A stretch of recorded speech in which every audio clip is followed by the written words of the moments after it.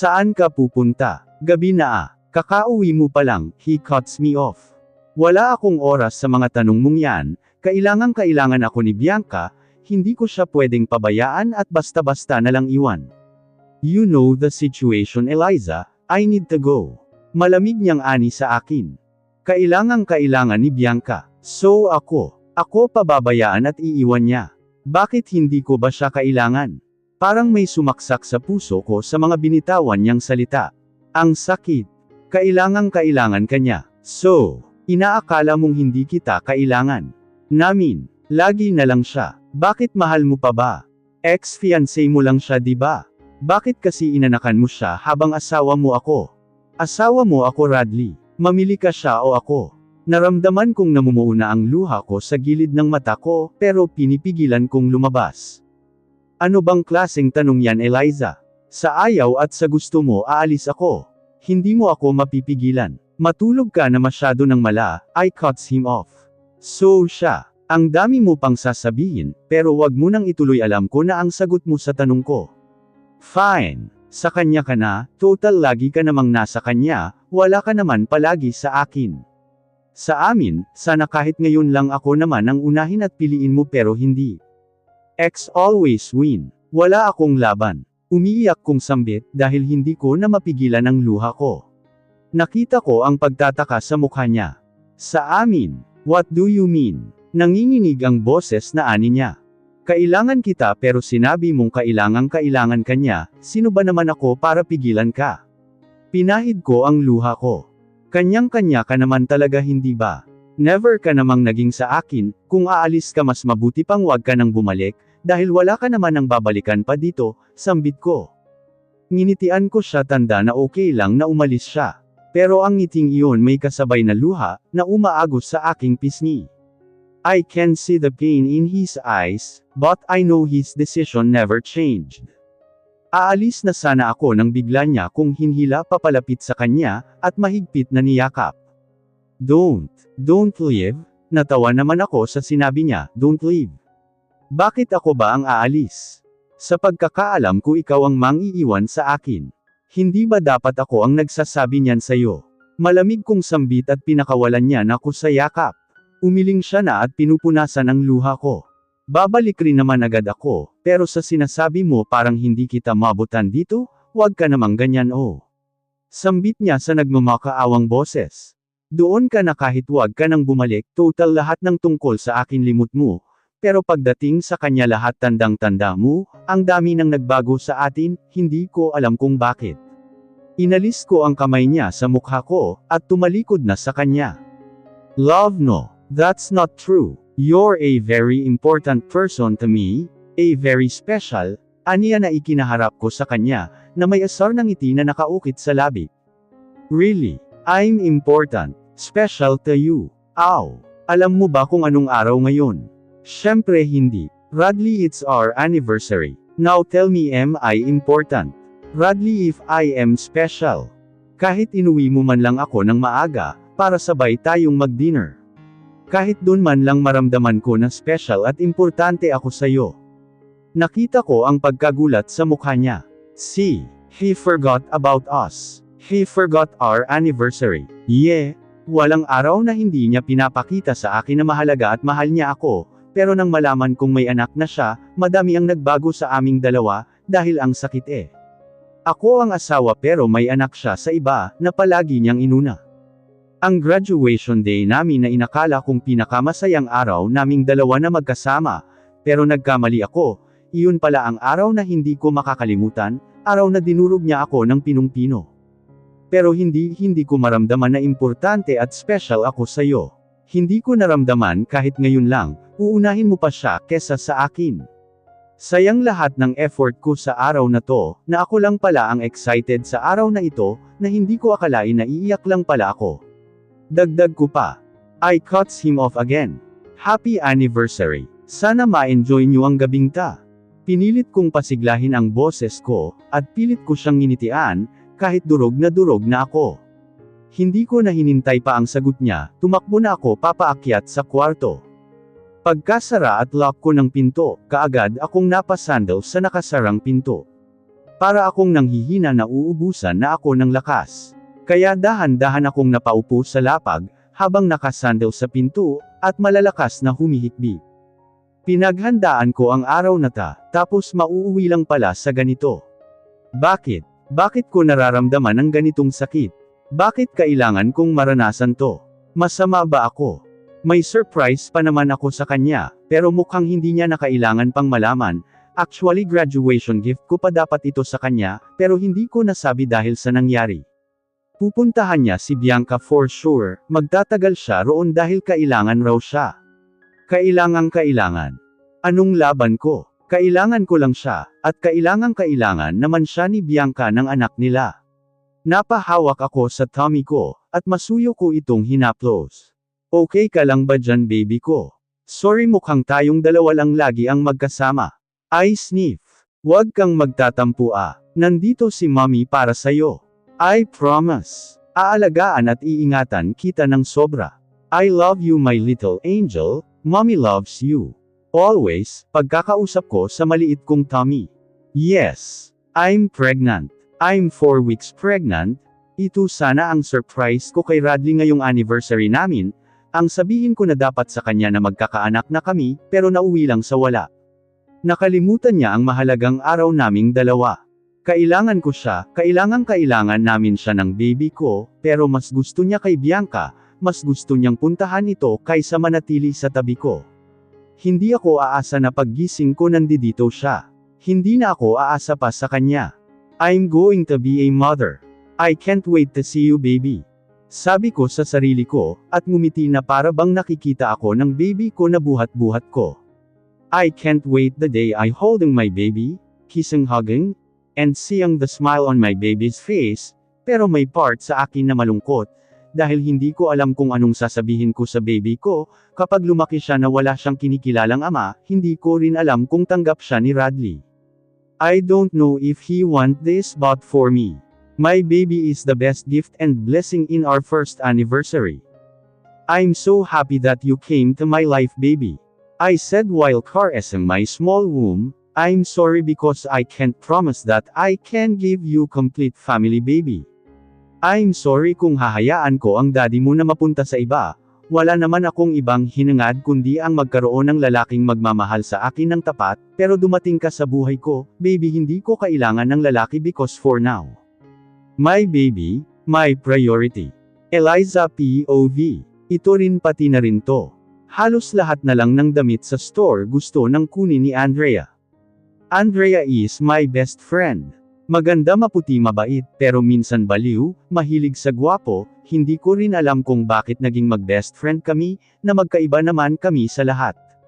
Girl ikaw, hindi ka bibili, baling sa akin ni Andrea, at para bang sinusuri ako. Hindi, wala akong gana, I pouted. May problema ba? Tanong niya sa akin at pinakatitigan ako.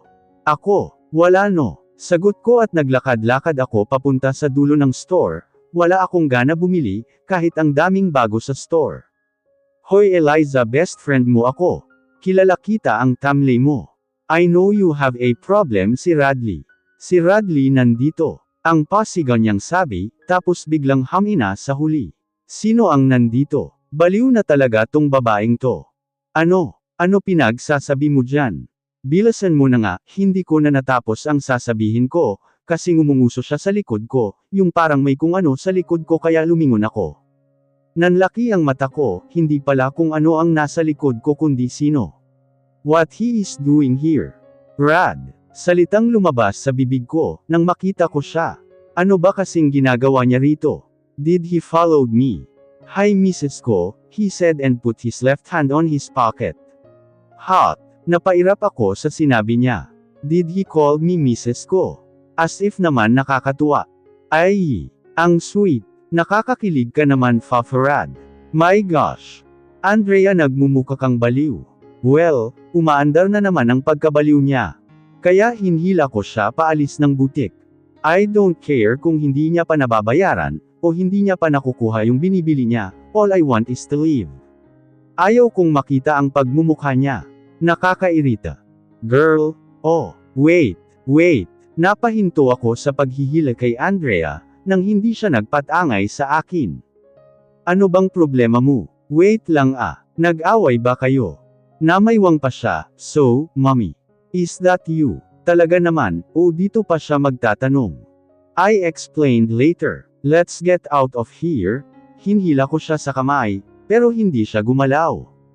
Kalerky ka girl. Kausapin mo na kaya yung tao, look nag-effort pang pumunta rito para sunduin ka, Andrea said. Hindi ko sinabing pumunta siya rito.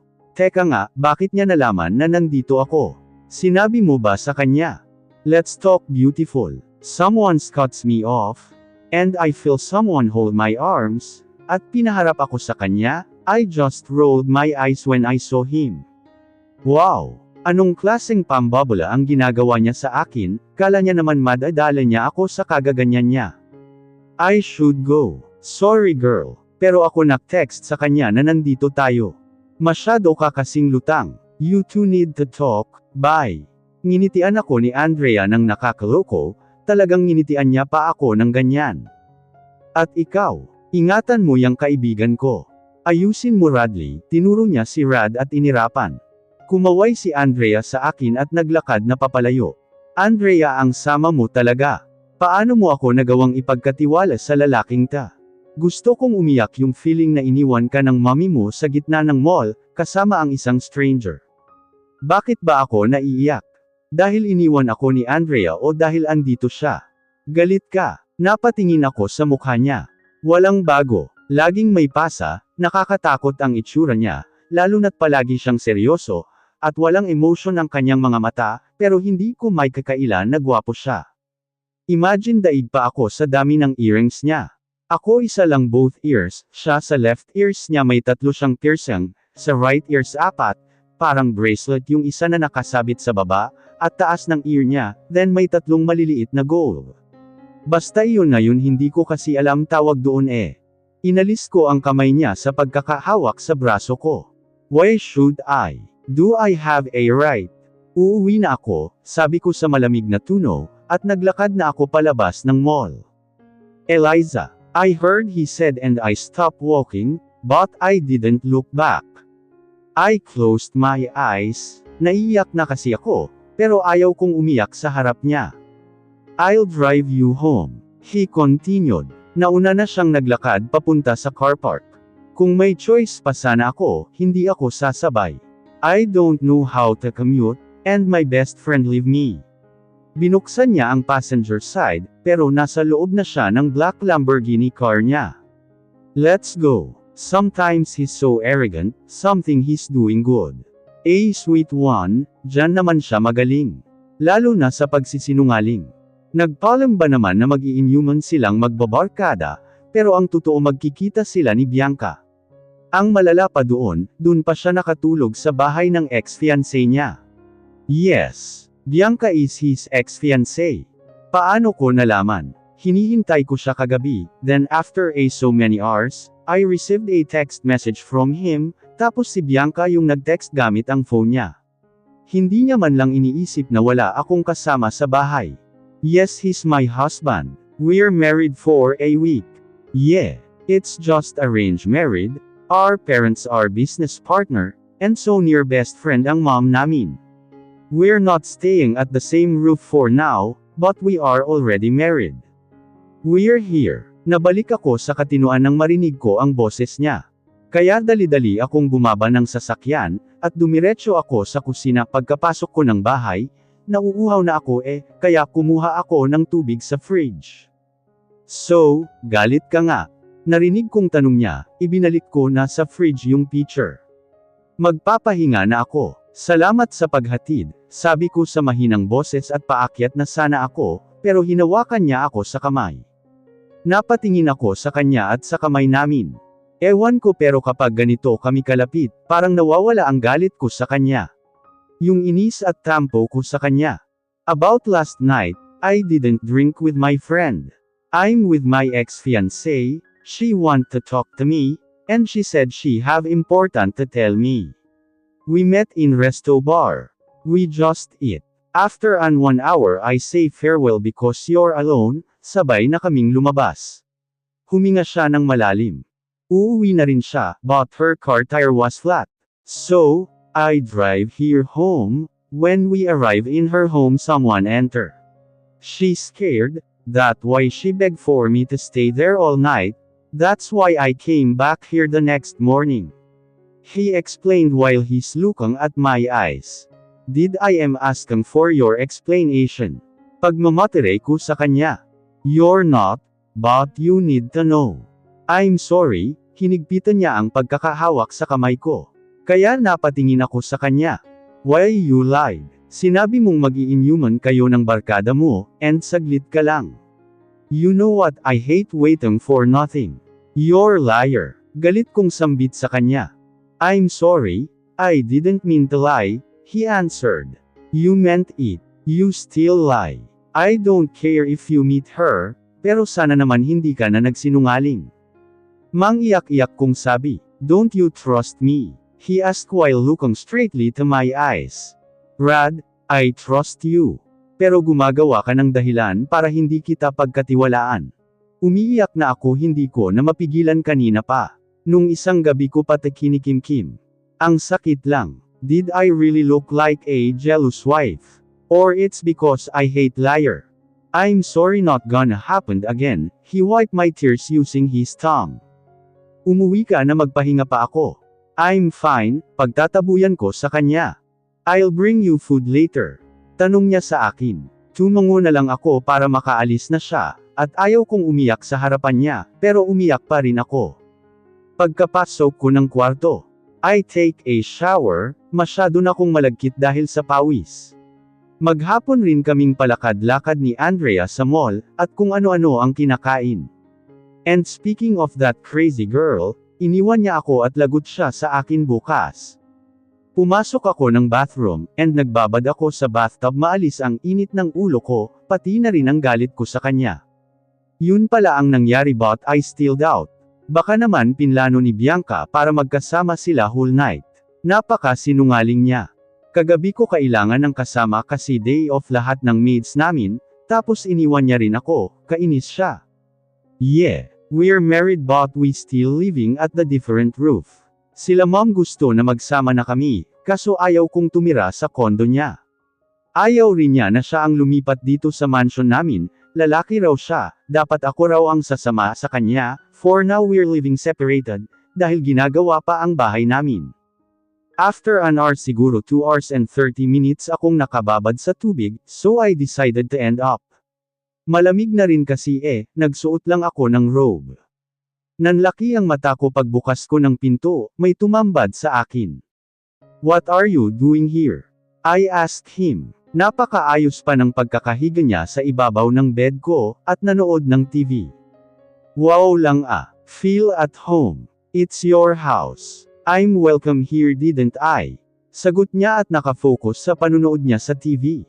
Kung manunood ka ng TV, bakit hindi na lang sa kondo mo, at dito ka pa sa bahay ko?